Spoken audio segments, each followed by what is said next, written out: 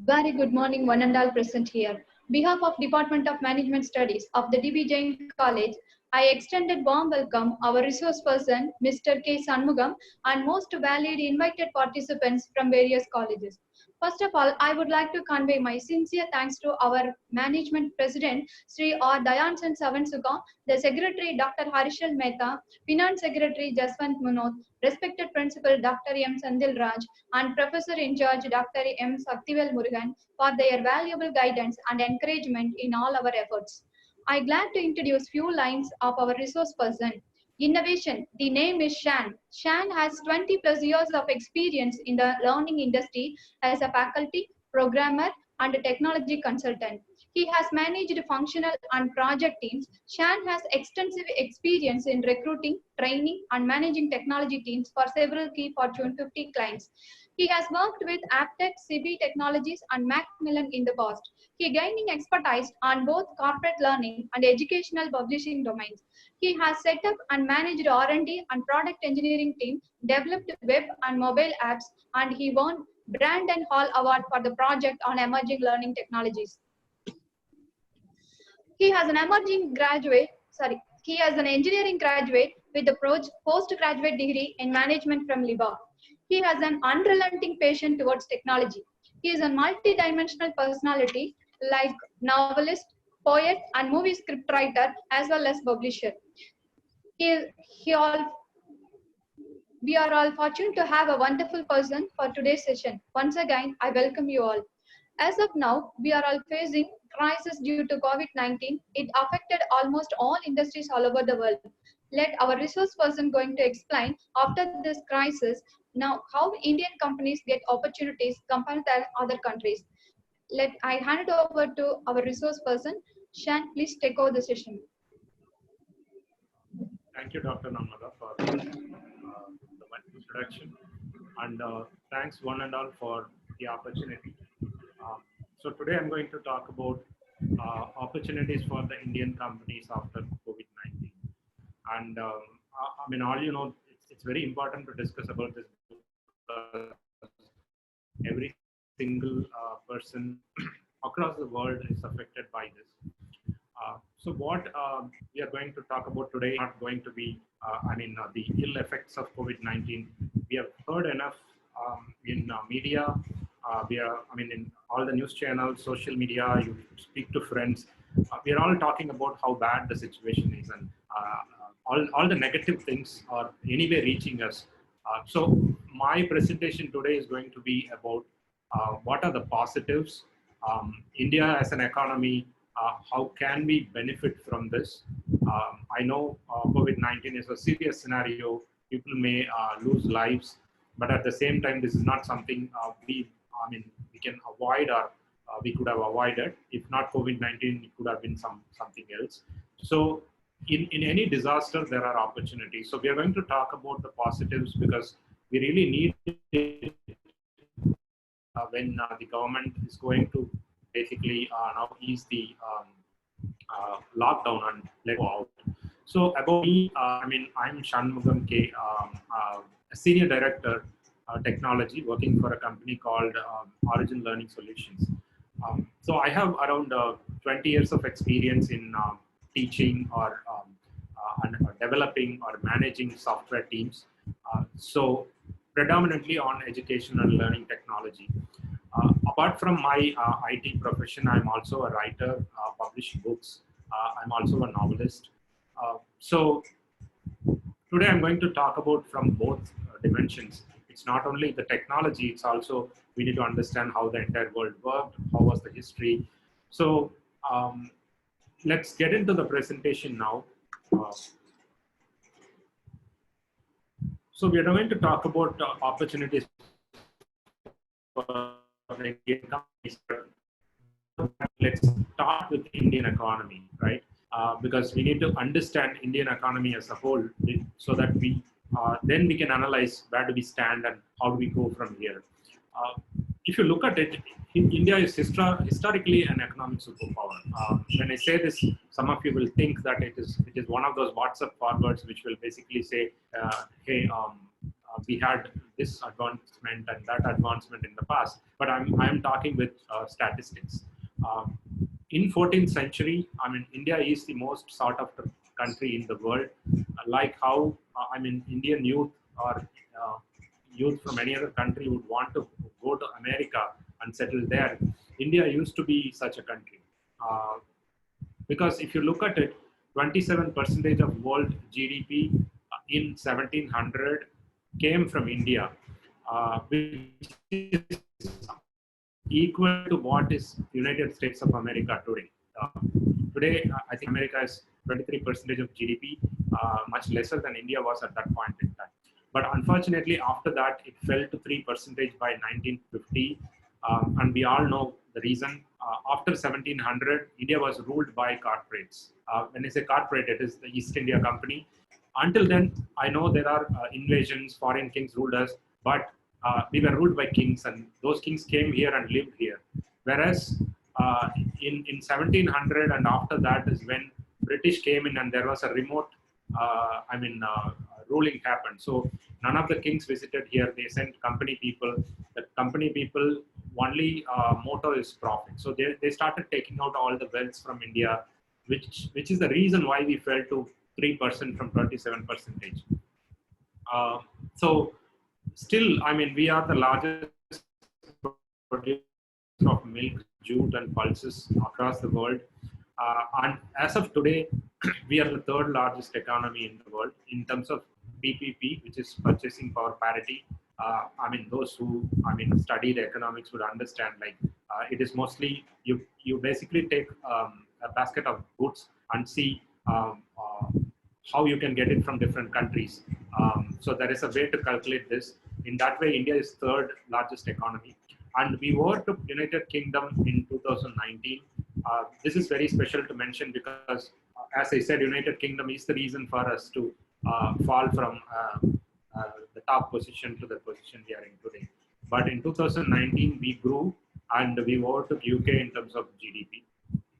And also, we are the largest exporter of IT-enabled services.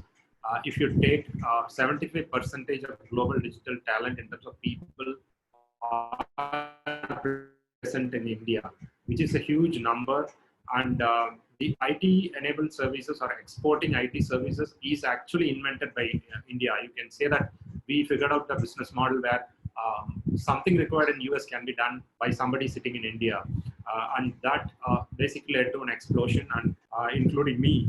People are, lots and lots of people are working on that industry. And India is stand to benefit from that base that we have already created. That is what we are going to see in the slides coming. So I'm going to move on. As we are talking about history, we should also talk about, okay, I said India fell in terms of GDP. Then let's compare other countries, right? For example, if you take,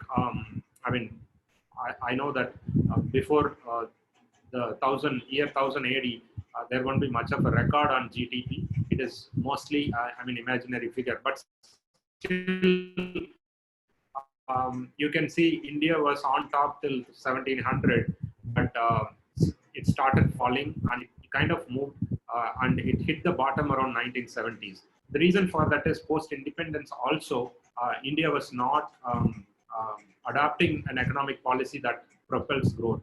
But China, woke up much early, probably in 60s, they started opening up, not exactly opening up, but they took measures to grow their economy than India. So you can see in terms of growth after 73, China has gone, almost close to USA, where India is still somewhere, still in the bottom, but we can see an upward curve. Whereas if you look at United States of America, the country didn't even exist till 1700s. When India was falling, United States of America as a country, it was born. And today it is the number one. But you can see other than India and China, in some extent Middle East, the Western Europe or USA, the economy is actually falling down in terms of growth, GDP growth. So that's because those are matured economies. There is nothing much to manufacture, nothing much to build. Every building is built. Every industry is kind of already in place. People are kind of they can meet all their needs compared to India. So what shows here is India, it just started its growth when compared to China. So there is so much to grow for us. We are a young economy. So I'm going to repeat it again and again because that's what we need to remember. So this graph basically tells us where are we in terms of the sector contribution. So we all know that there is primary, secondary, tertiary sectors. But when it comes to India's GDP contribution, Indian economy, agriculture used to be more than 50%, at the time of our independence. And it continued to be on top till 1980s. But if you see now, the services industry is around 59%, which is a huge number. And in terms of industry, we are only 27%. And agriculture has fallen down to 14%. And I would say it is not because of total agriculture output has come down, but Indian economy has grew, but the growth is not contributed by agriculture. It is mostly contributed by services. And the industry is still, I would say, is not growing much. What we are growing is in terms of services, which is not good for any growth, any economy that is growing. Because you need to always have a perfect balance. So in India, there is a clear mismatch between the services-based sectors and industries which are manufacturing or engineering. So we need to look at how to bridge this gap, and the government is really need to work on it. You all know that they came up with Make in India kind of schemes, but we still have a long way to go. So this is what India's situation in terms of economy. But now we need to look at, okay, we have a new variable coming into the picture, which is your COVID-19. So somewhere in China, Wuhan, this whole thing started, and nobody expected that this is going to grow so much in 3 months and spread to every single country, even the tiniest of the islands across the globe. So you can see this graph is taken yesterday from Google. This shows the growth of spread of the virus across the globe. So there we see larger circles, which means in those countries, corona is, the impact is much more. There are more positive patients. There are more deaths. So in a way, where India stands today, you can see if you draw a line between the Europe and the rest of the world, a horizontal line, anything above that, which is the northern hemisphere of the world, you see so much impact in terms of coronavirus spread. If you come below where India, Africa, and South America, the spread is not so much. There are so many reasons. One, the virus reached these countries much later. Two, at the time of the virus reaching these countries, the entire world stopped, flying passengers between each other. So there is a lockdown, semi-lockdown at the time virus started in the countries. But being said that, there is a clear, trend in terms of in these countries in the southern hemisphere, the virus fatality rate is also low. Still, it is left to scientists to decide why it is like that. But India, compared to our population, the impact is very, very low. It could be because of lockdown, but even with the lockdown, we seems to be kind of impacted much, much lesser than other countries. Is it going to be an advantage? We have to wait and see. But this graph shows India is geographically having an advantage over other countries. If you see the worldwide COVID scenario, it was rapidly growing. After 1st March, you can see the number of positives reported is kind of, exponentially growing. But as you reach towards May, it's not exponentially growing. Kind of the growth is flattening. This may mean that some of the countries are kind of reaching the peak of their corona pandemic. But countries like India, I would say we are still warming up. When we open the lockdown, we may have a lot more positive cases. So that might be a threat at this point. Now we come to India. So this is uh, a data based on 8th May. So we have 60,000 confirmed cases, which is very, very negligible, I mean, compared to the Indian population. Uh, apart on that, if you see the death is only 2,000. So this is much, much lesser compared to any other country. So this could be because of our traditionally we have these vaccines implemented for the last 30, 40 years. The vaccination is mandatory. The government is spending a lot of money on that. There is so much awareness. So probably some vaccines we went and did is saving us at this point in time. So we don't know, because even in Tamil Nadu, when they do the tests, they are saying majority of people are asymptomatic, which means they're not showing any symptoms at all for corona, which means the virus is in their body, but it is not basically showing up. So all this means is advantage India. Uh, I would say, yeah, there is a possibility there. But I would like to show some more light on those corona figures.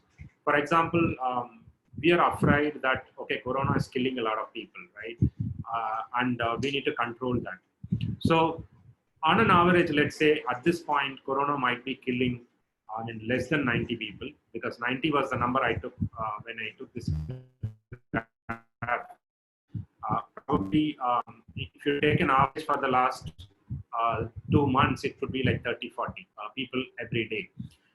So it could be, I mean, when you look at it, it could be a large number, but India is a very huge, huge country with 130 crores of people. I mean, as I say this, there are more people added to this. So if you look at this, I took this survey, which is daily deaths in 2017, right? This is basically explaining, okay, how many people are dying every day because of different diseases. If you take asthma, 700 people die every day. And if you take other illness like heart disease or stroke, so you can see people are dying in hundreds every day. So if you look at it, probably around, I mean, 15,000 people die every day because of various diseases. And in terms of infectious disease, so that we can compare corona with others. So diarrheal diseases, around 2,000 people die every day. And then you have tuberculosis, which is kind of, I mean, kills 1,000 Indians every day. Not only that, if you look at below, it shows how many people die of road accidents, you know. So when they drive motor vehicle or motorcycle, or even pedestrians, they walk, they walk on the road, but hit by a vehicle and they die. So that accounts 500 deaths every day. So when you compare all that, there are so many people die every day in India. It's very unfortunate, but corona is somewhere low at this point. I'm not saying we should not be worried about it, but at the same time, the panic, sometimes if you don't compare it with others, you will not get the picture. So there's no need to panic when it comes to corona. As we stand today, 2 months down the line, we may need to review. But whatever happened in the last 2 months and what is happening today, the pandemic is much, much slower and less lethal compared to other countries. So let's come to the economy back to this point. Whereas India and China are traditionally rivals in terms of economy.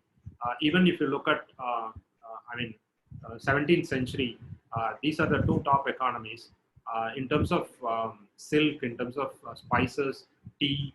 I mean, we used to compete with each other, and every European country used to be our customers.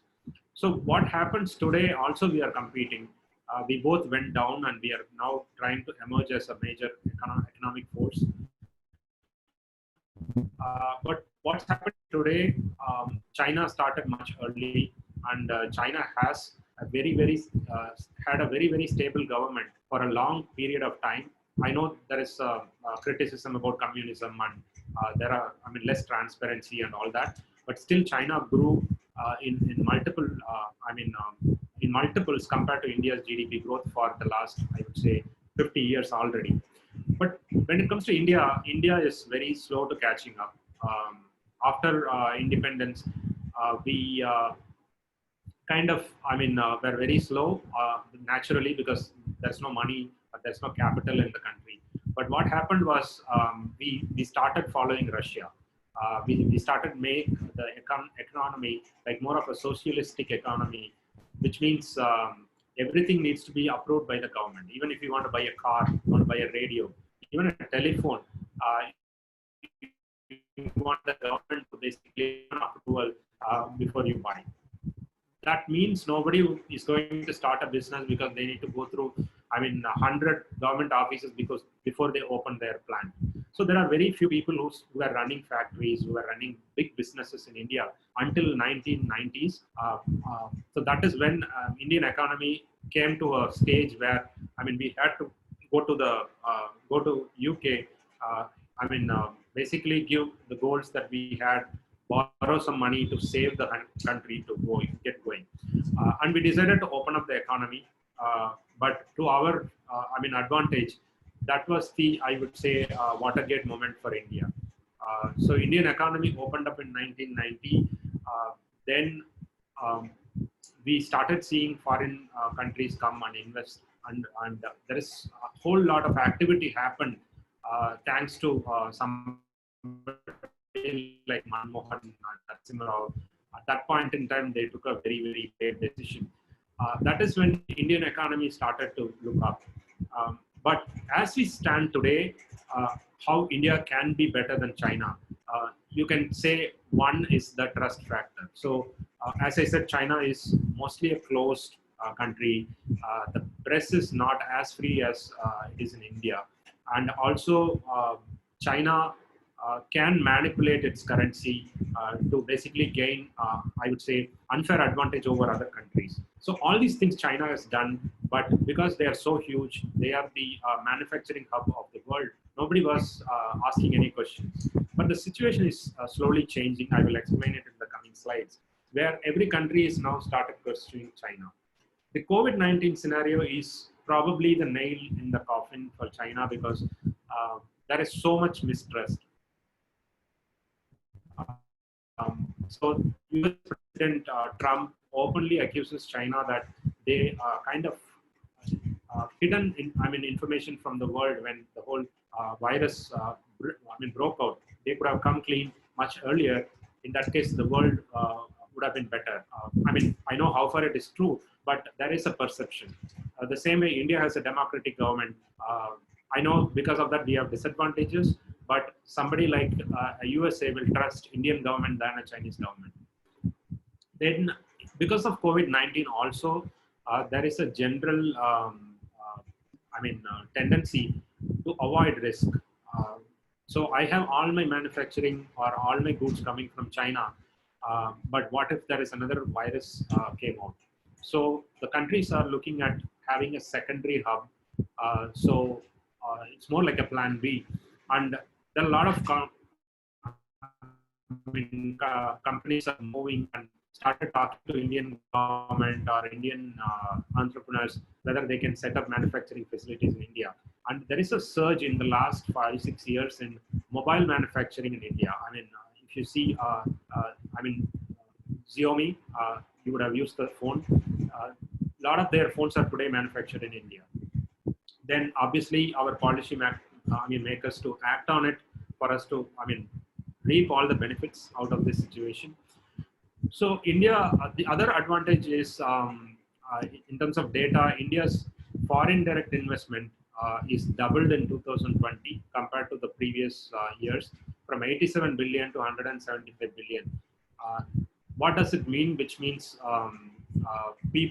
rich people across the world, not only rich people, banks, people who are investing on companies, they all believe that India is a country or India is an economy that can be trusted. Otherwise, they will not pour in money, they'll basically take money out. And all this money coming into the industries in India, like construction, electronics, infrastructure, textiles, food processing, and pharma.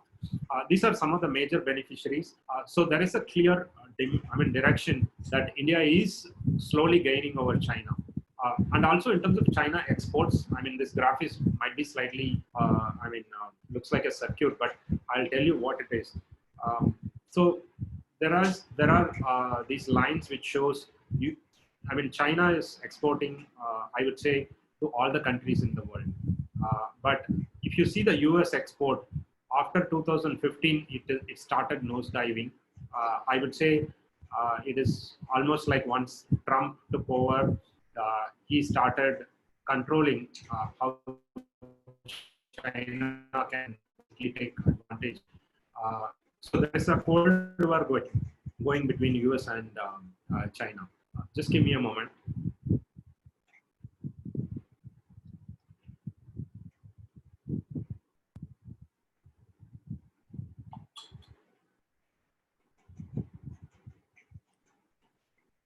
So clearly, China's export to US has come to the lowest in the last 10 years. And also other countries also, if you look at where they used to be and where they are, there is a lot of fluctuation, but it clearly is coming down. Then even if you take only the Chinese industry, internally also their GDP growth is falling. It is very natural when an economy is growing at almost 10% for so many years, it will basically come to a slowdown. But we need to see how India can gain from it. Okay, when Chinese economy is slowing down, should we look at ramping up our game? That is something we need to think through. So let's compare India and China, right? In terms of GDP per capita, which means how much each person or each citizen is basically contributing to the economy. Clearly, every Chinese is contributing more compared to India. So we have so much to catch up. It's not that we are going to replace China overnight. The good news is because we have so much room to catch up, we are not going to hit something like China hitting a wall. We will take another 50 years to hit that wall, is my assessment. So what I've done is I've done a SWOT analysis. This must be familiar for people who are teaching management like you. So what are the strengths? India as an economy over, I would say, I just focused on over China, what are the strengths, weaknesses, opportunities, and threats. So in terms of strength, I would say we are a young, growing economy. We are just getting started. We need to remember that. To give you a comparison, United States of America is an independent economy for almost, I would say, 300 years.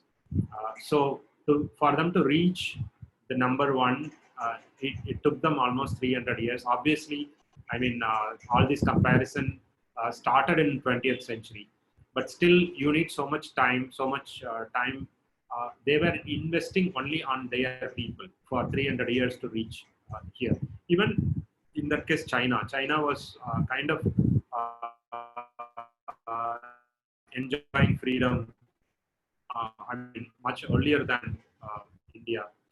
So these are the countries, their economy is much matured and older. Whereas Indian economy, I would say we started investing on ourselves after Indian independence, which is 1947. But the real investment started in 1990s. So I would say we are only growing for 30 years right now. So we can say that we are a very young economy. And for whatever the period we were growing, we have shown tremendous growth.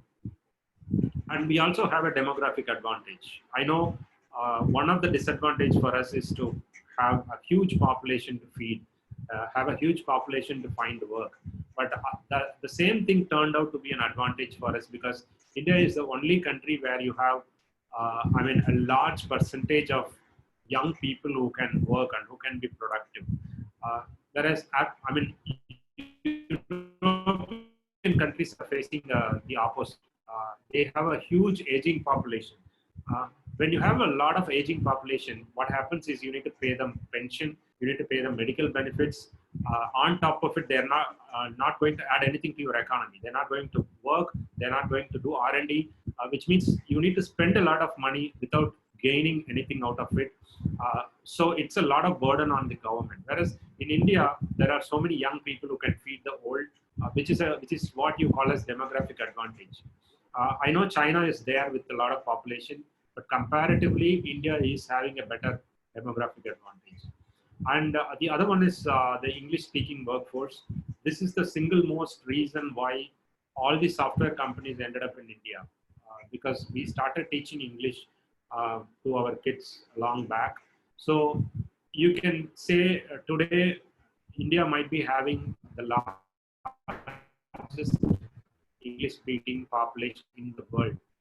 I know there is United States of America where everybody can speak English, but when you compare to population, I mean, even a percentage in India could be, I mean, beating American population. So, in a way, I mean, we can say that, and we are an education-focused society.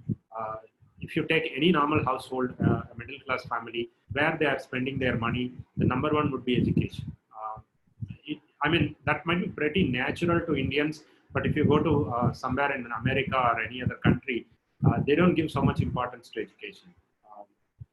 I mean, probably up to school education, but nobody is going to buy or spend, I mean, go for a loan to study. In India, every household is going to do that. And as I already told you that there is a robust foreign direct investment growth.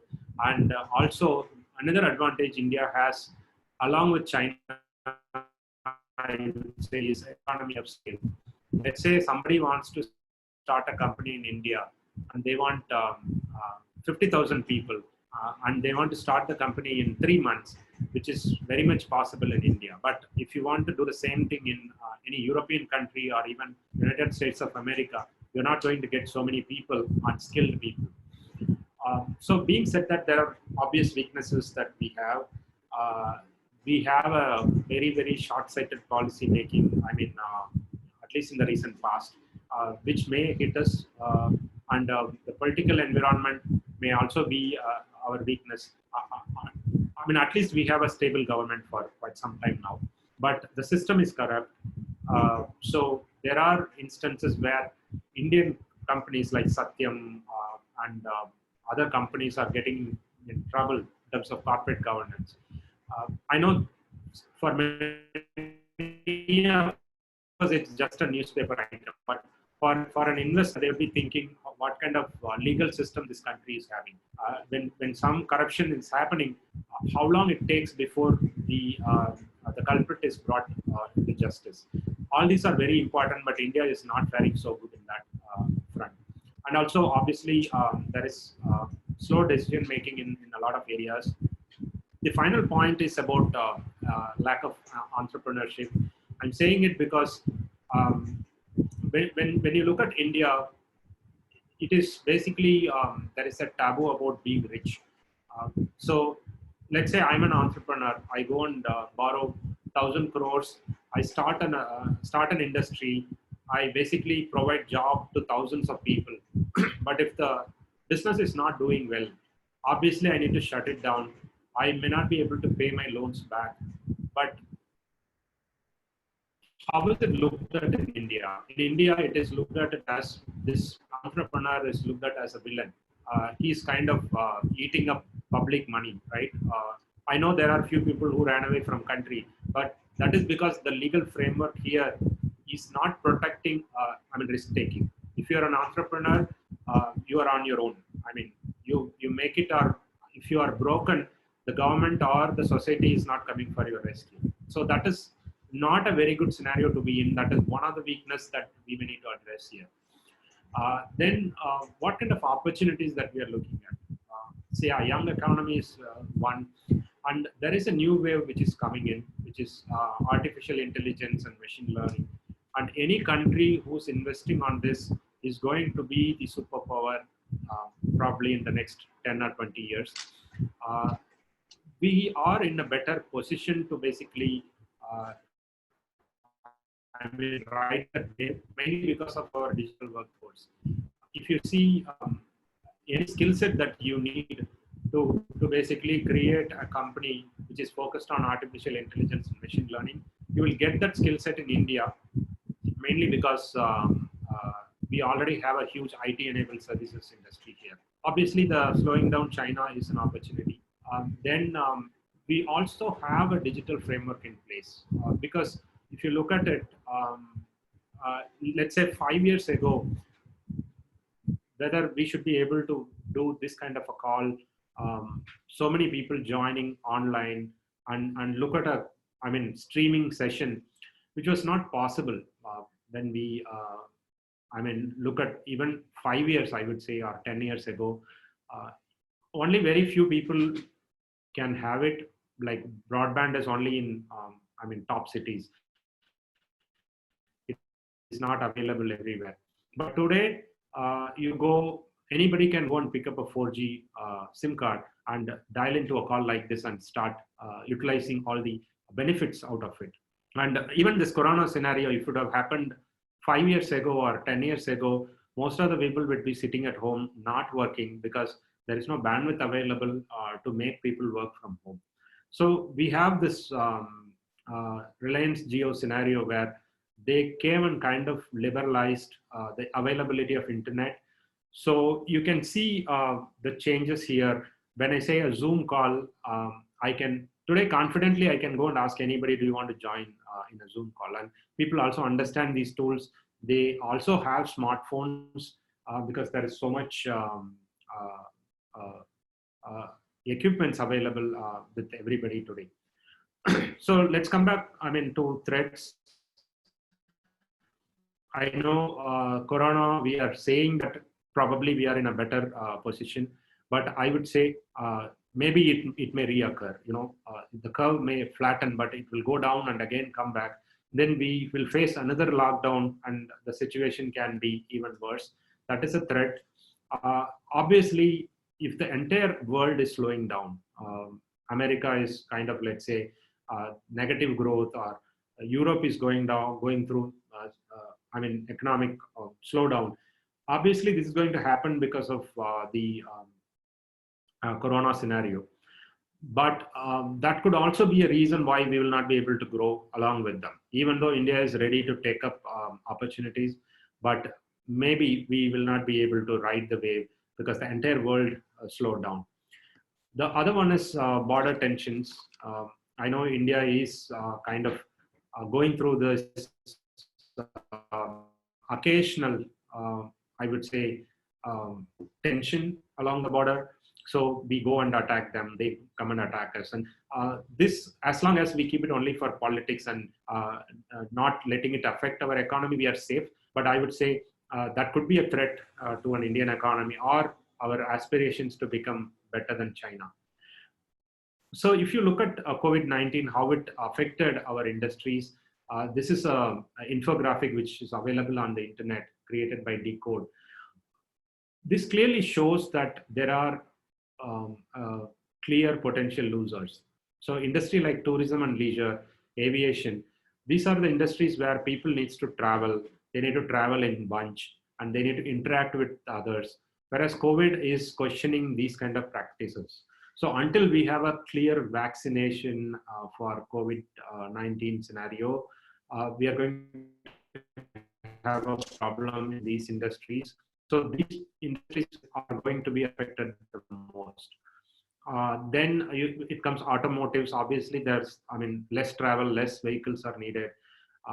Because of a slowdown in every area, nobody is going to buy a new house or construct a new building. And if there is a slowdown in economy, then there is a demand. I mean, there'll be less demand for office spaces. You know, then manufacturing is obviously until people consume more or until people earn more, they're not going to consume more. If they're not going to consume more, you don't have to produce more. So the slowdown is more like a chain reaction. Then slowly things gets better. Financial services, I would say, because banking is going to be there because there is a slowdown in some part of the economy, banking will get affected, but it's not going to be affected. Education is going to have some trouble because especially education where you call all the students in one place and they need to basically sit in a classroom. Now they need to figure out how to resolve that. So they may basically go digital, or they can find innovative ways of, keep going. So I would say they need to look out for some kind of disruption. Yeah, oil and gas is in the middle. When other parts of the economy picks up, this also picks up. So the other areas which may not be affected much would be agriculture. So we need food, we need raw materials. But agriculture is anyway is not contributing much to the economy. But e-commerce will see boost. A lot of people are going to switch to e-commerce because I don't want to go to a mall which is totally crowded. I would want to go to a place which is less crowded, or I would say, um, I mean, even better is going on and buying something online and pay digitally, right? So e-commerce is going to have a huge, growth. Then ICT, obviously information and communication technologies, because companies like Zoom are kind of gaining in terms of stock price, because in the last 3 months, probably they gained 20% or 30% market share, which is never heard of. So the same way, everybody will be going and like company like us, in our company, we are asking our employees to go and buy broadband. If you want to work from home, you need to have broadband. So now everybody would want to have a fiber connection because they would want to work from home. So there will be a growth in terms of internet, bandwidth requirement.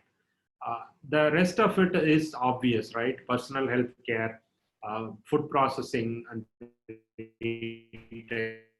food processing. Why food processing? Because since I don't want to go and buy fresh foods every day, so you may go, some people may shift to processed food, which is much more safer. You can store it for a few days until the coronavirus dies and then use it. So food processing could be an area which will grow. And medical supply and services obviously are winners. Not, I wouldn't say for long term, where other industries will basically take over. But this is what the immediate scenario looks like because of COVID-19. Then when it comes to companies, I would say they need to ask themselves certain questions. It could be company or it could be a particular sector. So what they need to do is they need to think, how is the recovery is going to be? So once this lockdown is over, or there is something happens, or people come to terms with the COVID-19 scenario, obviously everybody's is in a downward trend today. But how is it going to come up? Once the lockdown is removed, I open my shop, I immediately come back to my previous sales numbers. That is a V curve, right? I go down, I come up immediately. But if it is something like I'm going to take more time, that will be more like a U curve. Or there are people who will have a W curve where I will recover, but I will fall again. But it could be anything based on the industry that you are in, based on the type of company you are running. So you need to understand that and ask all the different questions about what's going to happen to customer sentiment and customer behavior. So are we ready to meet those changing market demands? So these are the questions one should ask themselves. Am I best positioned now to benefit from the rebound? For example, you basically need to invest on something like you are having a brick and mortar shop, and you have all your customers coming to the shop and purchase. After COVID-19 scenario, they're not going to come to your shop, but you cannot close down the shop. Maybe you can operate it with, okay, I will allow only 50 customers at a point in time so that there is social distance. But what happened to the rest of the sales figures? Obviously, your sales will come down, which means you have to open up an e-commerce store of selling the same stocks using digital methods. But if you don't have the knowledge, if you don't have the technology with you to do that, which means your business is going to be affected. You are going to, it's a straight 50% cutoff from your business minimum. So you need to be ready to basically change yourself for the scenario that we are in. And also try to visualize what does the future will look like and how does the employees are going to feel, right? I'm going to call them to office. Are they encouraged to come, or will they be, I mean, kind of hesitant to come to office? Am I having all the safety precautions so that they can come to office with, I mean, trust, you know? Then operation and footprint. So I need to look at the entire strategy. So these are all the questions a company should ask itself and be ready with the answer if it wants to, I mean, grow further. So I just condensed those points into key priorities, right? So if you are a company, you need to first realign your cost structure and sharpen productivity. So it is, I mean, a very small, sentence, but it has a lot of work to do, because you need to look at where you are spending your money, whether that money is really necessary in the new world, which is post COVID scenario. For example, you are building a new office building. You want to add 2,000 seats to your company. You need to think about it, because it's very difficult to have 2,000 people put in one place. It doesn't make sense if there is no vaccine available for COVID-19, or it could be any other virus.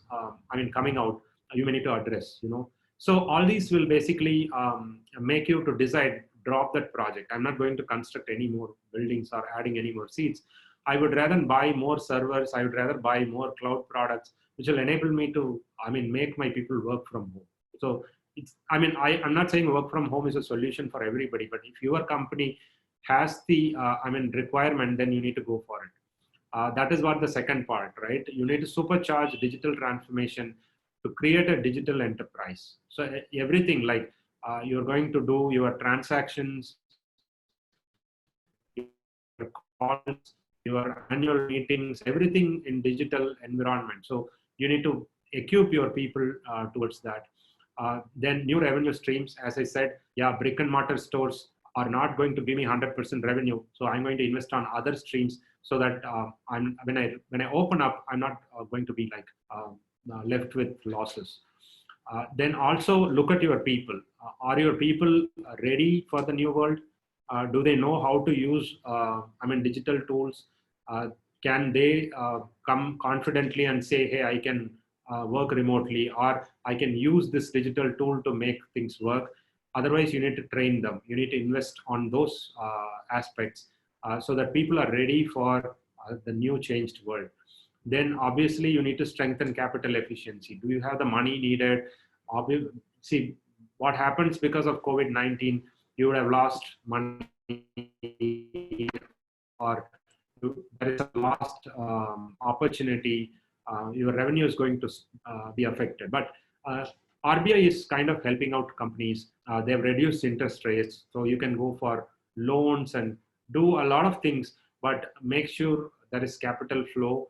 If it is not there, then you will not be able to write the benefits. So with that, I think I'm done with my presentation. So I will stop here, and I'll just open it up for any questions. Thank you, Shan, for your informative speech. I hope all are enjoyed the session. The current situation is threatening us a lot. After hearing your speech, it gives us hope of opportunities. Now, behalf of audience, I would like to ask some few questions. The first question from Professor Vinnarasi: how will the employability of the students be after COVID-19? I would say there is obviously a slowdown in the economy. So companies might be very cautious in hiring people, but there is another side to it. Companies would want to hire young people because they are better in using digital tools. They know how to make use of this new changed scenario. So I would say the students might stand to benefit out of this. And obviously, for companies like especially IT companies, they would like to cut costs by hiring freshers and basically letting or reduce hiring at the senior level. So they might be want to hire more freshers to control cost because of this scenario. So I would say the students might stand to benefit because of this COVID-19 scenario. Thank you. Next question from Professor Jagadishan. What are the metrics to be taken by the middle class family after COVID-19 in terms of financial aspects? Okay, that's an interesting question. But what I would recommend is for the last 40 days, 50 days, we kind of, uh, because of the lockdown, nobody went out. We are all sitting at home. We are not spending on things like we are not going and eating out. We're not going to movies. We're not doing anything that is not necessary for a household. So if you look at it, I would say because of that, if you take what we spent the last 40 days, that is what exactly you need to run your household. You don't need any more than that. So if you take, calculate the budget. If you want to calculate your minimum budget, you calculate the budget or money you spent on the last 30 days, you get what you need to run your household. And you'll be surprised, you need only so much little to live. So I would recommend everybody to do that. Thank you, Shan. The another question, what is your opinion about IT and IT sectors growth after COVID-19 in India in terms of employment? So IT sector was facing a challenge anyway. Even before COVID-19, there was a challenge like uh, there is a change in terms of this. I spoke about it. Artificial intelligence and machine learning is kind of coming in. Will there be an impact because of that? So there were questions even before COVID-19. So COVID-19 will basically pose some challenges because our major market is United States of America, and that is the most impacted country because of COVID-19. That means their economy is also going to be impacted, and they are going to basically cut down on budgets. They're going to cut down on spending. So what is going to happen because of that is Indian companies are all anyway being affected. But does that mean it is like we are going to see a lot of downturn? But I would say no, mainly because I spoke about a lot of these people are coming into the digital world now. So we can take people, in this meeting itself, I would say a lot of us have never used Zoom, but companies, colleges, schools, you can see people who never use digital tools are kind of trying to use digital tools today. So in my assessment, maybe there may be reduction in terms of orders from USA, but countries like India is going to increase. There will be an uptake in terms of usage of information technology, usage of IT services. Especially Indian companies are going to basically come into the rescue. So IT enabled services, there may not be a lot of impact. I know there may be some people will lose jobs, but it might be a short term. They will gain in the long term. Thank you, Shan. Do you expect in school and colleges education will change after COVID-19? Definitely yes, because one, people are worried. There is no vaccination yet. So what they would want to look at is which school or college is giving me the maximum, safety. So when it comes to the education sector, uh, they need to basically look at, okay, how efficient these digital tools are, right? You cannot have everything via digital because for years we are used to a particular way of teaching. So there is going to be some confusion because government rules are not very clear. Nobody knows and what is going to happen 6 months from now. So you open up your school or college, and what happens? There is an infection because of that. What happens to that school? Are you going to shut it down? You know, there is a lot of there is no clarity in terms of policies. There is no clarity in terms of directions. So it is going to be affected. So what the schools, colleges will do is they will try to take the safe path. They will say we are going digital. I would say 50% of our courses are going digital or online. They may take that kind of a stand. So I know for sure that there is going to be a change, But what kind of change is still, very fluctuating.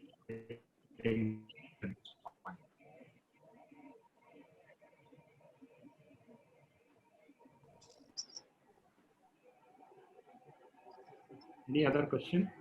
Thank you, Shan.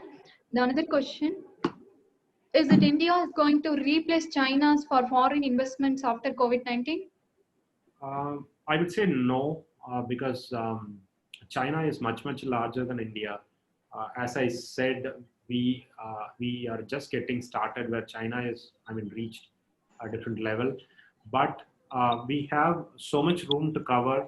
So I would say even if we take 10-20% of what China is losing and India gains out of it, there'll be a big change in Indian economy because of that. And if you work towards that for the next 50 years, Indian economy will continue to grow. So we will replace them in some markets like US, in some sectors, but definitely China will continue to rule for the next 40-50 years at least. Thank you, Shan. The another question from Dr. M.R. Vidya. Will post-COVID-19 make Indian manufacturing hub overtaking China? We will not be able to overtake them. I would say if the government is making proper policies, they are helping entrepreneurs to set up plans, we will be able to, I would say, capture some of the market share and gain out of it. But even it will be like 30-70, where China will still be leading. To give you an example, I know for a fact the cubicles that you make for offices, where especially IT offices where you go and sit, those cubicles are actually ready-made. They come from China. If you want to buy something of that in India, you don't get it anywhere. Everything is imported from China. But you go to China, you will see one whole district is dedicated only to manufacture those cubicles. And you order any number, they will give you in 1 week's time. But if you say, no, I want it in 2 days, they will give you a different price and they will give it to you in 2 days. So that is not something that we can reach in any time immediately. But I would say we can strive for it. We can try to do that. We can learn from that.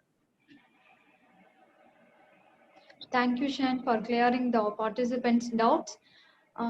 Due to time constraints, we're going to wind up the question session. Now I request Professor Salini to propose vote of thanks. Good evening, ma'am. Good afternoon, one and all present here. I deem it an honor to propose vote of thanks to all who have helped us in making this webinar such a resounding success. On behalf of the Department of Management Studies and the entire fraternity of the college, I extend my profound gratitude to our management team members, President Sri Dayashan Kavanshukam, Secretary Administration, Dr. Harishal Mehta, Secretary Finance and Academic, Sri Jashmat Munot, for their constant support during tenure of the webinar. My heartfelt thanks to Mr. Shanmugam for taking his precious time out and consenting to be our chief today. And thank you, sir, for the insightful and spectacular speech, sir. You have enlightened us with the opportunities awaiting for the Indian companies after the COVID-19 crisis. That is really a voice of sanity in the midst of emotional and diverse discussions, sir. My sincere thanks to our principal, Dr. Senthil Raj, Professor in charge, Dr. Shaktivel Murugan, Head of the Department, Dr. Narmada, and other faculty members of the team for their cooperation and guidance in organizing this event. Thanking all the participants from various institutions for attending the webinar. I hope the session is more informative and you all enjoyed it a lot. Once again, thank you and all. Thank you. Thank you. Thank you, everyone. Thank you, Thanks for the opportunity. Thank you, participants, and thank you, the resource person, Mr. Shanmugam. Thank you and for your enthusiastic participation. We will meet again with another interesting topic shortly. Thank you. Thank you. Thank you.